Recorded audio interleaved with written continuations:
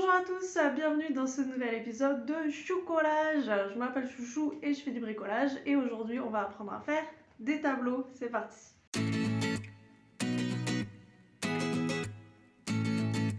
Alors pour la vidéo d'aujourd'hui, en fait ce projet il m'a vraiment fait galérer, j'ai mis beaucoup de temps à vraiment trouver la bonne technique pour faire ce que je voulais faire. Et donc j'ai décidé de séparer la vidéo en deux parties, donc il y aura deux chapitres. Le premier donc c'est le tuto pour le Yoshi. Et en fait celui-là ça va être vraiment le tuto galère quoi. C'est toutes les erreurs que j'ai faites, qu'est-ce qu'il faut pas faire, qu'est-ce que j'ai appris, comment je me suis débrouillée pour réparer mes erreurs. La deuxième partie, c'est beaucoup plus rapide, en ligne droite. Maintenant que je sais comment on fait, c'est voilà, vous faites ci, vous faites ça, hop, et puis c'est bon, vous avez un tableau. Et voilà. Bon, j'espère que cette vidéo vous plaira et on va commencer par le Yoshi. Donc pour l'inspiration pour ce tableau, en fait le dessin vient d'un artiste américain qui s'appelle Christopher Stoll, qui fait vraiment des tableaux assez extraordinaires où c'est l'anatomie de personnages de fantasy ou de science-fiction. C'est vraiment magnifique. Je vous mettrai le lien vers son site internet et son Etsy dans la description. Et je voulais lui acheter ce poster, sauf qu'en fait c'était une édition limitée et donc on peut plus l'acheter, donc je me suis dit que j'allais essayer de le reproduire avec cette technique d'impression papier.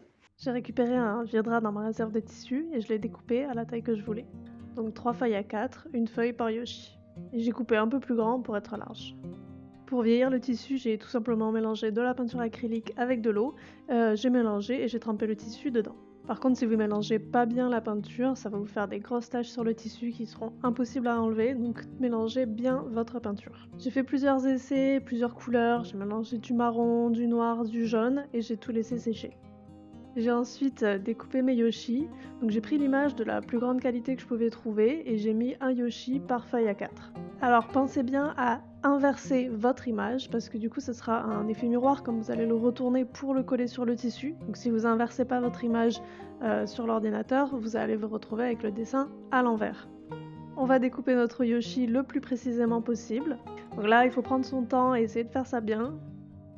Et on fait ça pour les 3 Yoshi. Ensuite, une fois que mon tissu était sec, je l'ai repassé.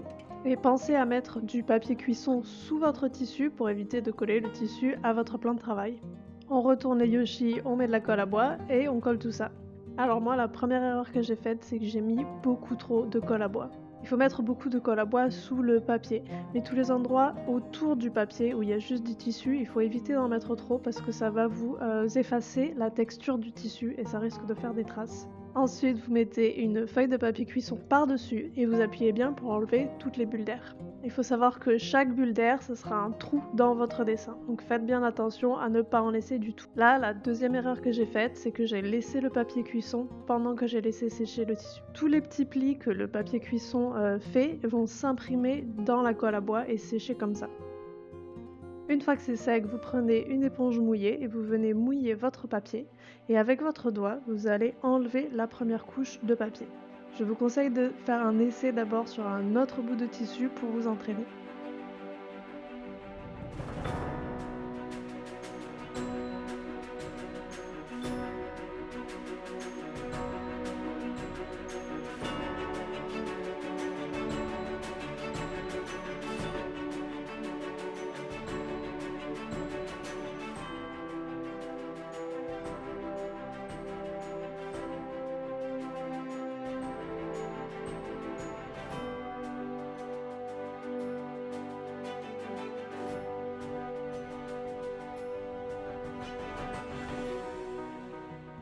Mais en séchant, mon papier est devenu tout blanc.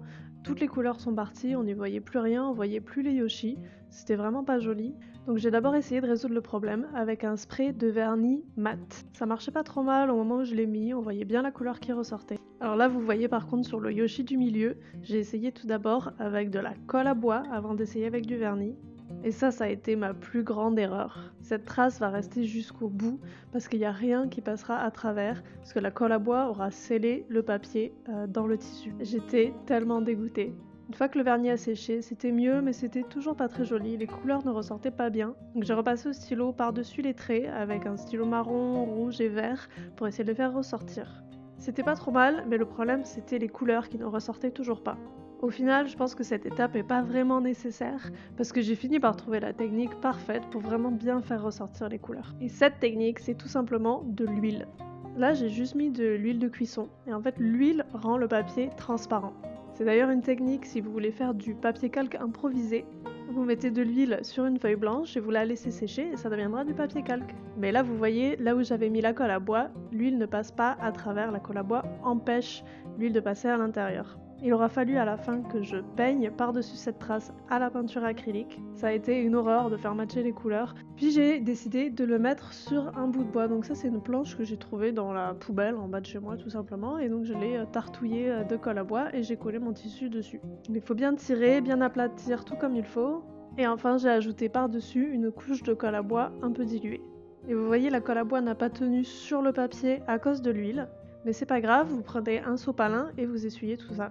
Ensuite, j'ai scié ma planche à la taille que je voulais et au cutter, j'ai coupé le tissu qui dépassait. Et enfin, je voulais faire un cadre. Donc j'ai mesuré à 1 cm du bord et j'ai mis du scotch de masquage tout autour et j'ai simplement peint à la peinture marron. Là, vous pouvez voir l'endroit où j'ai peint la tête de Yoshi du milieu. Ça se voit un petit peu, mais c'est quand même mieux qu'avant. Par contre, j'ai des taches tout autour. La colle à bois était trop épaisse et donc elle m'a fait des taches blanches autour du papier. Et surtout, elle m'a fait une texture, donc comme je disais, c'est la texture du papier cuisson en séchant. Donc j'ai essayé de poncer ça du mieux que j'ai pu. Donc j'ai tout repeint avec de la peinture acrylique marron clair. J'ai essayé de matcher la couleur le plus possible avec la couleur du tissu. Donc si vous n'avez pas fait la même bêtise que moi et que vous n'avez pas mis trop de colle à bois et que vous n'avez pas laissé sécher avec le papier cuisson, normalement vous n'aurez pas besoin de faire cette étape. Donc j'ai peint 2 couches tout autour et ça a marché plutôt bien. Ça a réussi tant bien que mal à estomper un peu les taches qu'il y avait partout. Une fois que c'était sec, j'ai recouvert d'une couche de vernis mat et mon tableau est enfin terminé. Et donc ce tableau, c'est la combinaison en fait de 2 impressions. La première impression, le texte qu'il y a derrière, c'est la première page de la première édition d'un journal japonais qui s'appelle Asahi Shimbun, qui date de 1879. Je vous mettrai le lien en description, il y a un article Wikipédia où vous pouvez trouver cette page en très bonne qualité. Et le tableau qu'il y a par-dessus, c'est une gravure d'un artiste japonais qui s'appelle Hiroshige Utagawa. Le tableau s'appelle La mer Asata et date de 1859. Donc les deux sont vraiment de la même période, il y a 20 ans d'écart. Et j'aimais bien cette idée d'avoir ces deux thèmes, ces deux versions du Japon un peu superposées l'une sur l'autre en transparence. Et donc voilà ce que ça va donner. Donc je viens coller mes feuilles de papier sur mon tissu. Donc j'ai repassé les tissus, j'ai bien mis une feuille de papier cuisson entre le tissu et le plan de travail et je viens recouvrir tout ça de colle et je pose mon papier dessus. Faut essayer de l'aligner bien sûr le plus possible, comme c'est du texte, si c'est pas droit ça va se voir assez rapidement. Et pour la deuxième feuille de papier, il faut faire attention à ce qu'elle soit bien alignée avec la première. Avec une règle, on fait sortir toutes les petites bulles d'air.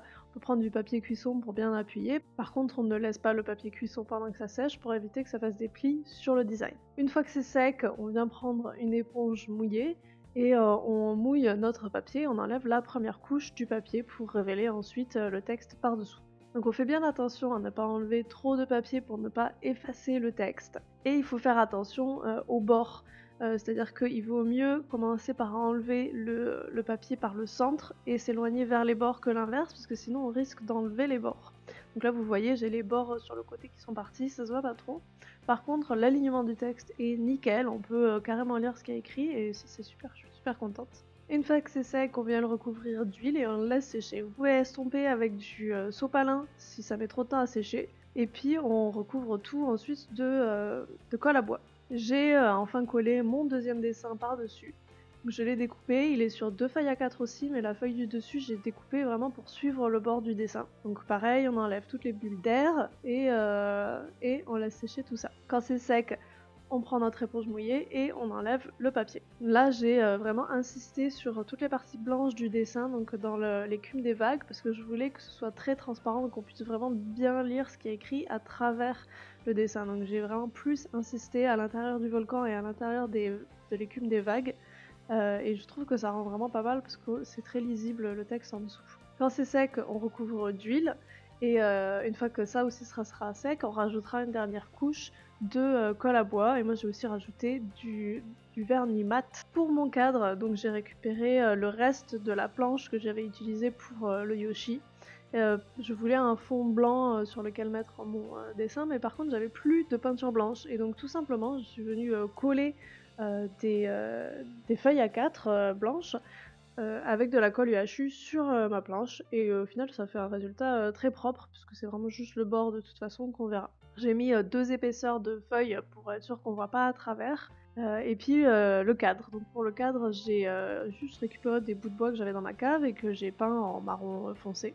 Je voulais les coller au départ avec de la colle à bois, mais je me suis dit que ça allait prendre 30 ans à sécher, donc j'ai juste en fait, mis, du scotch double face pour qu'ils tiennent et ça marche très bien. Comme le cadre ne supporte aucun poids, qu'il est juste décoratif, il y a pas besoin que ce soit très solide. Pour être sûr que ce soit bien sécure, j'ai quand même agrafé l'arrière du tableau au cadre pour vraiment plus que ça bouge. Et enfin, on vient coller le dessin au cadre, donc pareil, j'ai juste fait avec du scotch double face, donc j'ai fait attention à bien centrer, le design et ça y est, le tableau est terminé.